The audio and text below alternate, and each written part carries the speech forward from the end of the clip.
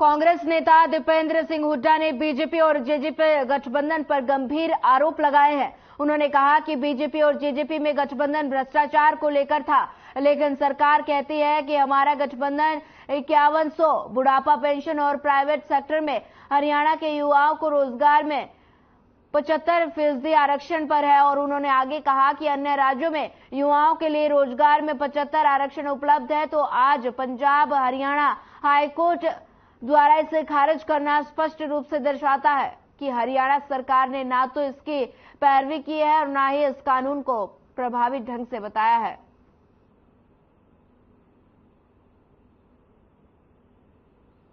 ना उसका बीजेपी और जेजेपी का गठबंधन तो कंडीशन पे हुआ था। जेजेपी के नेता दुष्यंत चौटाला ने कहा था कि जो पार्टी ये 2 कंडीशन मानेगी हम उसको समर्थन देंगे। कांग्रेस ने तो कहा था कि हमारे मैनिफेस्टो में हमारे साथ आ जाओ। 5100 बुढ़ापा पेंशन और 75% हरियाणा के युवाओं के रोजगार में आरक्षण जो प्राइवेट सेक्टर के अंदर। आज ये बात सामने आ गई है। ना तो 5100 बुढ़ापा पेंशन मिली 4-4.5 साल की सरकार में, आज वो 75% वाला भी हाईकोर्ट ने जैसे उसको खारिज कर दिया। 75% वाले हरियाणा सरकार, तो यानी कि हरियाणा सरकार ने वो ना तो उसकी पैरवी करी, ना उस कानून को अच्छी तरह प्रभावी रूप से बनाया गया।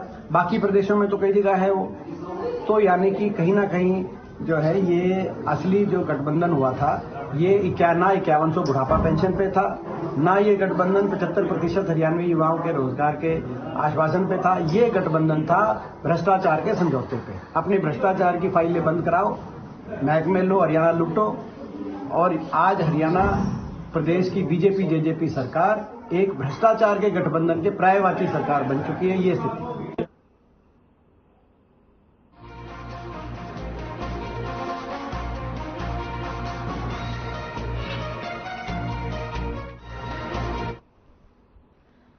पंजाब और हरियाणा हाईकोर्ट ने हरियाणा सरकार को बड़ा झटका दिया है। हरियाणा में निजी क्षेत्र में प्रदेश वासियों को 75% नौकरी में आरक्षण देने का कानून कोर्ट ने खारिज कर दिया।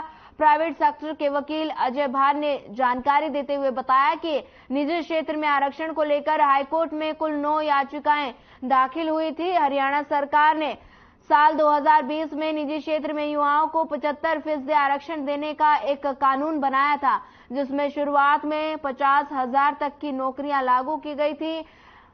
बाद में इसमें सुधार कर 30,000 तक की नौकरियां लागू किया गया। वहीं आपको बता दें कि हाईकोर्ट ने अपना फैसला सुनाते हुए 75% आरक्षण कानून खारिज कर दिया है। वहीं वर्तमान में देश के 3 राज्यों में निजी क्षेत्र में नौकरी आरक्षण कानून लागू है, लेकिन उन सब के लिए देश की संसद से अनुमति ली गई थी।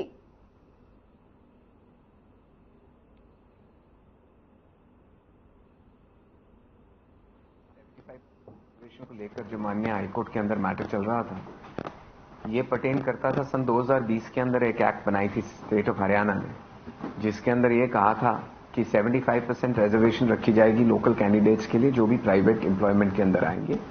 पहले सैलरी कैप थी 50,000, उसको फिर करके 30,000 को 50,000 कर दिया गया। जी अभी भी कोर्ट में जो इंडस्ट्रियल एसोसिएशन है सर, उनकी तरफ से दलील जो थी, उसके बाद हाईकोर्ट ने इसमें अंतिम आदेश क्या दिया? आज ऑर्डर क्या हुआ है सर कोर्ट में? आज आदेश अभी शाम को ही उन्होंने सुनाए हैं। जो ये रिजर्व पड़े थे सारे आदेश, उसके अंदर ये कहा गया है कि जो भी ये एक्ट थी जिस तरीके से बनाई गई थी, जिसके अंदर 75% रिजर्वेशन दी जा रही है प्राइवेट कैंडिडेट्स के लिए, वो अगेंस्ट द कॉन्स्टिट्यूशनल मैंडेट है, संविधान के बरखिलाफ है। इसलिए 4 सवाल फ्रेम किए गए थे। चारों सवालों के ऊपर कचहरी ने जवाब देते हुए इस एक्ट को अनकॉन्स्टिट्यूशनल करार दिया। 75% रिजर्वेशन को लेकर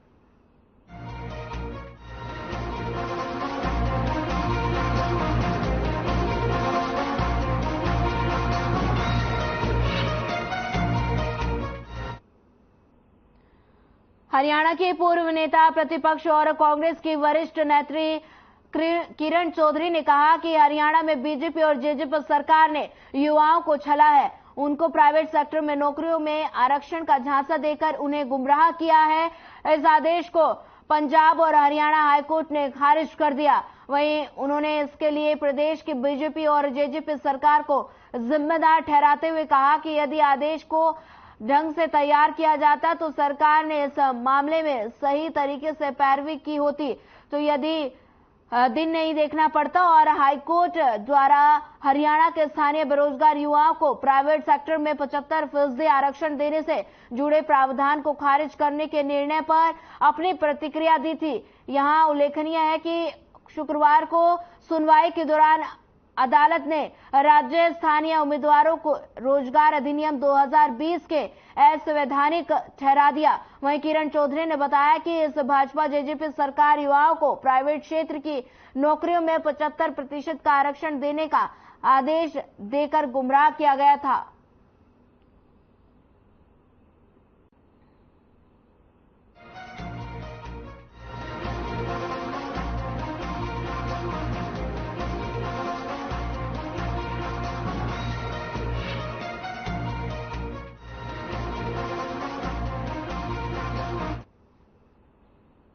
धर्मनगरी कुरुक्षेत्र में बीजेपी के नवनियुक्त प्रदेश अध्यक्ष सांसद नायब सिंह सैनी का भव्य स्वागत किया गया। नायब सैनी ने कांग्रेस पर तंज कसते हुए भूपेंद्र सिंह हुड्डा पर तंज कसा और कहा कि वो गुमराह करने की राजनीति मत करें, क्योंकि प्रोटोकॉल के हिसाब से 4 उप मुख्यमंत्री नहीं बनाए जा सकते। नायब सैनी ने कार्यकर्ताओं से आह्वान करते हुए विकास कार्यों का घर घर जाकर बखान करें। केंद्र व प्रदेश की डबल इंजन सरकार को सत्तारूढ़ किया जाएगा। उन्होंने विपक्ष पर झूठ की राजनीति का आरोप लगाते हुए कहा कि कांग्रेसी कहते नहीं थकते कि मंदिर वहीं बनाएंगे, लेकिन डेट नहीं बताएंगे। वहीं मंदिर भी वहीं बनेगा और डेट भी 22 जनवरी 2024 ही रहेगी।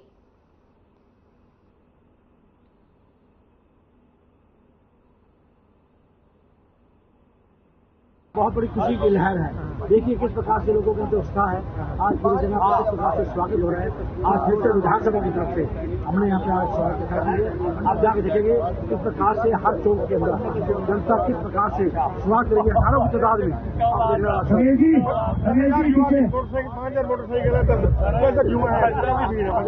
देखिए युवा में उत्साह है। और मैं कहूँगा हमारे प्रदेश के युवा है, युवा को बड़ा अच्छा मैसेज दे रही है और बड़ी अच्छी नेचर है। बड़े सिंपल और सादे जीवन करने वाले हमारे प्रदेश अध्यक्ष हैं। हर आदमी की बात को सुनते हैं। आज पूरे हरियाणा प्रदेश में आपका मजबूत नेता कहा अध्यक्ष जी ने, आपको मजबूत नेता कहा अध्यक्ष जी ने। भाई है मेरे को अगर मजबूत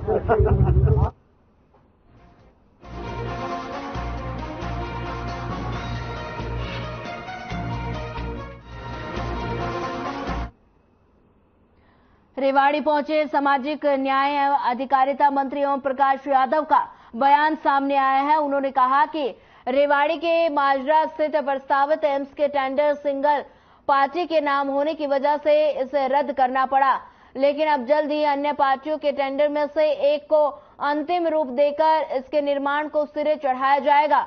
वहीं और ऐसी उम्मीद है कि पीएम मोदी दिसंबर महीने में इसका शिलान्यास कर सकते हैं।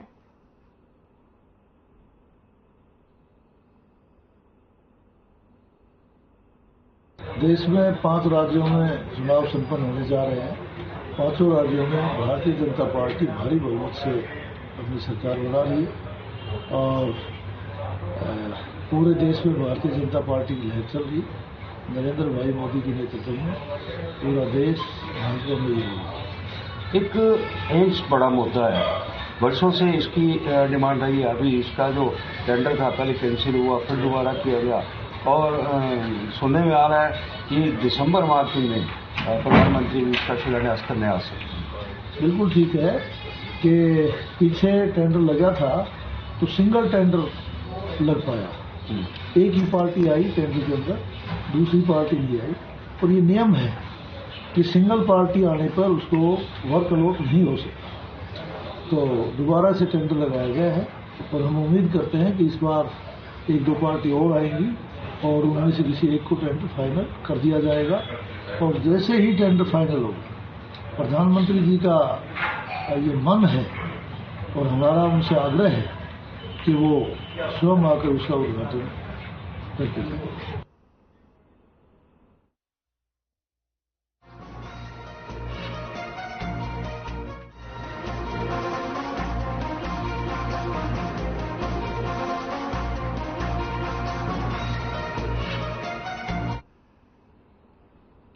सिरसा में धान की कटाई का समय चल रहा है और इस समय धान की कटाई करने के बाद किसानों के द्वारा पराली प्रबंधन में भी बढ़ चढ़कर भूमिका निभाई जा रही है, जिसके तहत गांठें बनाकर किसानों के प्रति एकड़ 1000 मिल रहा है। वही प्रबंधन स्थिति पूरी न होने पर इसका हवाला देकर कुछ किसानों के द्वारा आगजनी की घटनाएं भी की गई हैं, जिसके लिए पुलिस प्रशासन, एग्रीकल्चर विभाग समेत दमकल विभाग की गाड़ियां भी क्षेत्र में दौरा कर रही है। वही साधनवास गांव में एग्रीकल्चर विभाग की टीम दौरे के समय किसान द्वारा पराली में आग लगाए जाने पर मौके पर ही किसान को 2500 रुपए का जुर्माना लगाया गया। वही एग्रीकल्चर अधिकारी डॉक्टर अजय कुमार ढिल्लो ने कहा कि कासिमपुर, उदयपुर में भी टीम के द्वारा किसानों को पराली प्रबंधन और पराली में आग न लगाए जाने के प्रति जागरूक किया गया। वहीं दूसरी तरफ किसान संघर्ष समिति जाखल इकाई के प्रधान लाभ सिंह उदयपुर ने कहा कि सरकार के द्वारा पराली प्रबंधन के कोई भी उचित पर्याप्त प्रबंध नहीं है और न ही उसके द्वारा पराली की गांठें बनाने का कोई पूरा प्रबंध है और न ही आगे कोई मौके पर खरीद कर रहा है। वहीं करोड़ों का प्रबंध का हवाला देकर गोलमाल किया जा रहा है।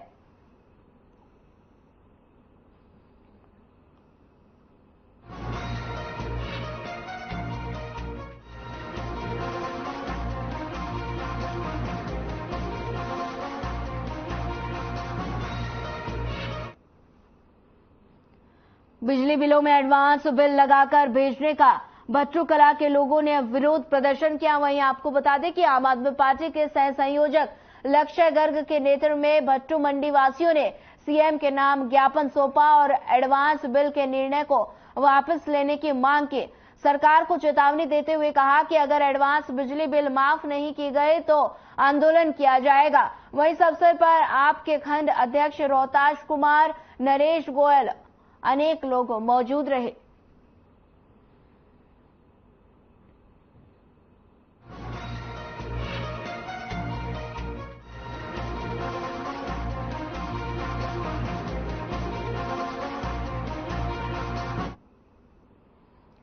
रेवाड़ी के गांव खुरमपुर में देर रात युवक की हत्या कर दी गई। आपको बता दें कि जमीन को लेकर चले आ रहे पारिवारिक जमीनी विवाद में युवक की छाती में गोली मारी गई। वहीं वारदात को अंजाम देने वाले मुख्य आरोपी मौके से फरार हो गए। बावल थाना पुलिस ने इस मामले में 6 लोगों पर एफआईआर दर्ज कर ली और 2 लोगों को गिरफ्तार किया गया, जिन्हें कोर्ट में पेश कर रिमांड पर भेजा जाएगा।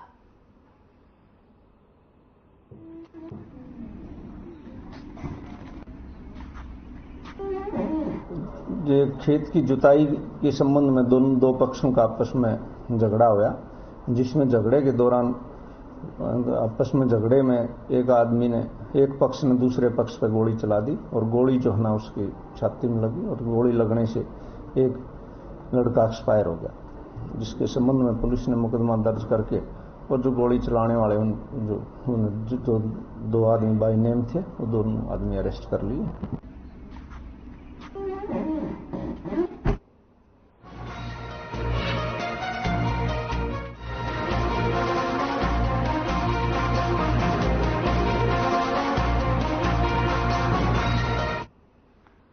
भिवानी के आलू बाजार स्थित प्यारेलाल हलवाई द्वारा 10 लाख की फिरौती न देने पर उनकी दुकान पर सैंडी गैंग के गुर्गों ने नकली पिस्तौल से दहशत फैलाने की कोशिश की थी। मामले की सूचना पाकर पुलिस मौके पर पहुंची। हालांकि पुलिस के आने से ही पहले ही बदमाश मौके से फरार हो गए। इस मामले में शुक्रवार को दोनों आरोपियों को भिवानी सीआईए पुलिस ने गिरफ्तार कर लिया। पुलिस गिरफ्त में आए बदमाश रोहित व आलोक भिवानी के ही निवासी हैं। वहीं पुलिस उनका पिछला रिकॉर्ड खंगाल रही है। दरअसल 2 युवकों ने दुकान के हलवाई की दुकान पर फोन कर 10 लाख रुपए की फिरौती की मांग की थी। फिरौती न देने पर अगले कुछ ही मिनटों में सैंडी गैंग के बदमाश एक मोटरसाइकिल पर सवार होकर पहुंच गए और दहशत फैलाने की मंशा से नकली पिस्तौल से फायर भी किए गए थे। इस मामले की जानकारी देते हुए भिवानी के डीएसपी रमेश कुमार ने पत्रकार वार्ता में बताया कि दोनों बदमाशों को सीआईए पुलिस ने पकड़ लिया और दोनों ही बदमाश सैंडी गैंग के सदस्य हैं।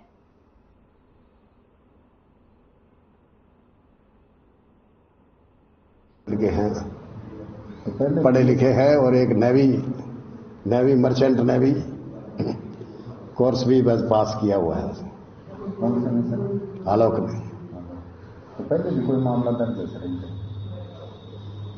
पहले का अपना रिकॉर्ड खंगाला जा रहा है, देख रहे हैं। पूर्व में कोई अभियोग पूछताछ जारी है। कहाँ के सर ये बदमाश लॉकेट की दुकान कहाँ के रहने वाले? ये भिवानी के ही है। भिवानी से। हाँ सर 10 लाख रुपए मांगे थे, क्या उस समय पुलिस को सूचना नहीं थी? इमीडिएट ही एक्शन हो गया। 10 लाख की जैसे फोन कॉल आई तो 5 मिनट के अंतराल में ही उन्होंने ये आगे का कार्य सरंजाम कर दिया। पिस्तौल नकली थी, लेकिन दहशत फैलाने जो उस समय भय का माहौल था, बनिया समुदाय से बिलोंग करता था कंप्लेनेंट, और वहां एकदम दुकानदार, छोटे दुकानदार, बड़े दुकानदारों में दहशत फैल गई, भय का माहौल पैदा हो गया।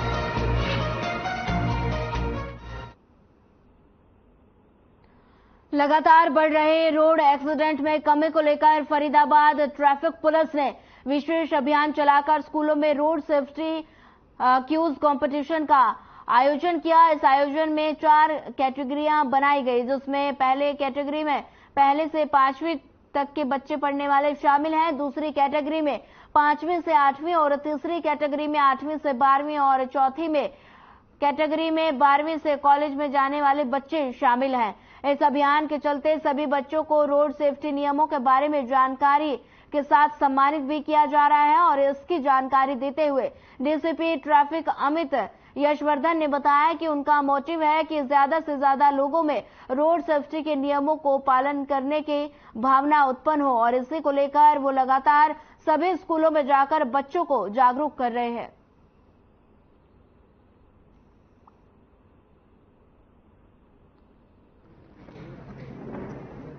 जी, हम यहाँ पे रोड सेफ्टी को आए हैं, जिसका 3rd राउंड था आज।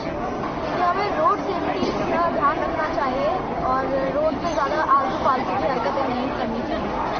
हम यहाँ पर ट्रैफिक क्विज के लिए आए हैं, ये रूल्स जानने के लिए कि ट्रैफिक हम कैसे हैंडल कर सकते हैं डिफरेंट सिचुएशंस को जो ऐसे बिल्डअप होती है टाइम पर। और हम यहाँ पर मतलब हम ट्रैफिक क्विज कर रहे हैं। Inter district level road safety quiz का कंपटीशन चला था, जिसमें राउंड 3 आज आयोजन किया गया था, जिसमें करीब 84 टीम्स ने भाग लिया है। और इसमें जो फर्दर शॉर्ट लिस्टिंग छटनी होगी उसमें 24 टीम्स आइडेंटिफाई की जाएगी।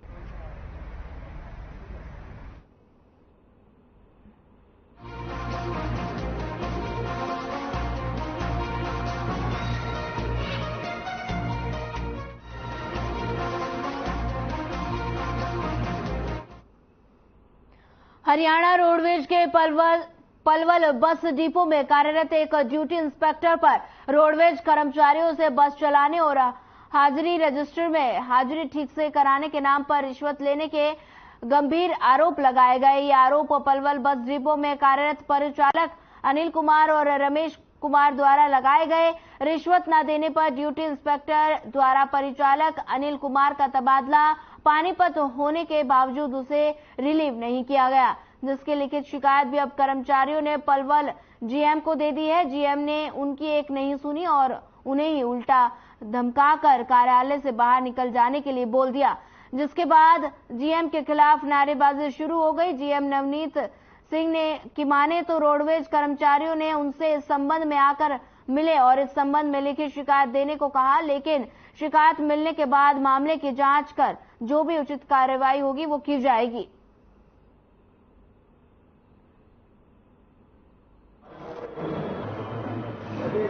जो 8 तारीख को वो हुई थी ट्रांसफर तक हेड ऑफिस से, उसमें मेरा पानीपत तबादला हुआ। डीआई साहब पहले से रिश्वत ले रहे थे। एक दिन बस में हमारे पास आगे, भाई रोहतक चल जाता हूँ, कुछ सेवा पानी करा कर। मैंने 1000 रुपये डीआई साहब को दे दिए।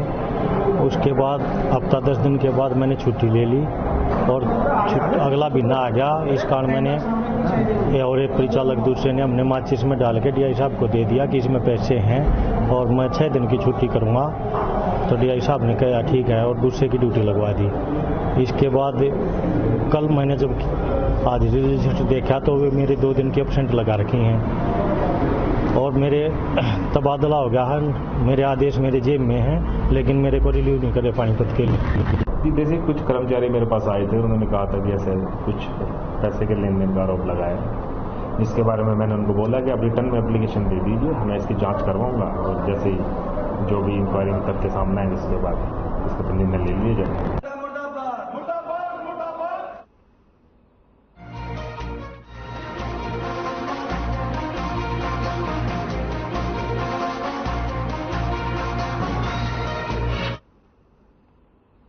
अंबाला में डीआरएम ऑफिस में प्रेस कॉन्फ्रेंस का आयोजन किया गया, जिसका मुख्य मकसद इस बार त्योहारों के सीजन में दीपावली, भाई दूज और छठ पूजा पर रेलवे द्वारा चलाई गई। डीआरएम ने मीडिया से बातचीत करते हुए कहा कि इस बार त्योहारों के सीजन में अंबाला डिवीजन से हमने 7 गाड़ी चलाई, जिसमें कहा कि 10 पासिंग गाड़ी थी जो अंबाला डिवीजन ने हैंडल की और साथ ही उन्होंने कहा कि ओवरऑल इंडियन में रेलवे ने 1700 गाड़ियां दीपावली और छठ पर्व के लिए चलाई थी। उन्होंने कहा कि ट्रेन चलाने में लिमिटेशन है, क्योंकि एनसीआर और ईसीआर में उन्होंने बताया कि आगे जहां एयरपोर्ट होता है वहां पर लिमिटेशन होती है और जहां पर हमारी बिल्डिंग है उससे 23 मीटर ऊपर तक की हमारी बिल्डिंग जा सकती है।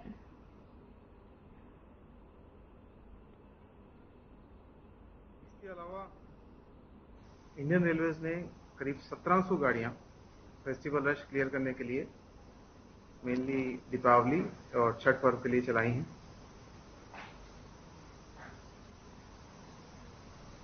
ट्रेन चलाने में जो लिमिटेशन है वो आप लोगों को पता ही है। एनसीआर ईसीआर में कंजेशन है, उसमें पास का अवेलेबिलिटी। इसके अलावा कुछ सेफ्टी प्रिकॉशंस हम लोग फेस्टिवल सीजन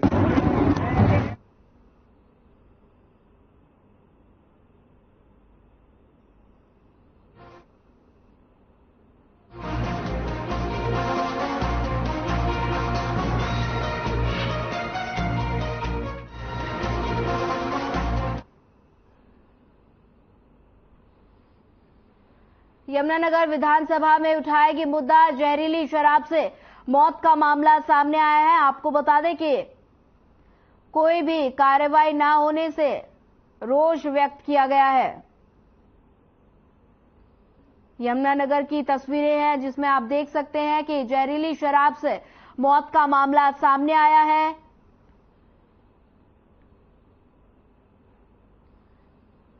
जहरीली शराब से मौत के मुद्दे को लेकर इनेलो विधानसभा में उठाने की फिराक में है।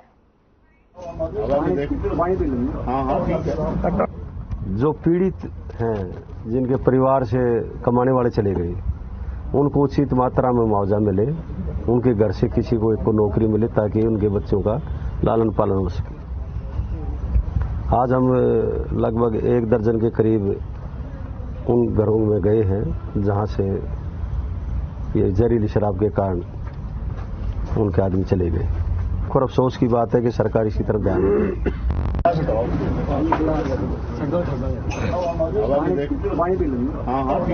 हटाने के लिए क्या है?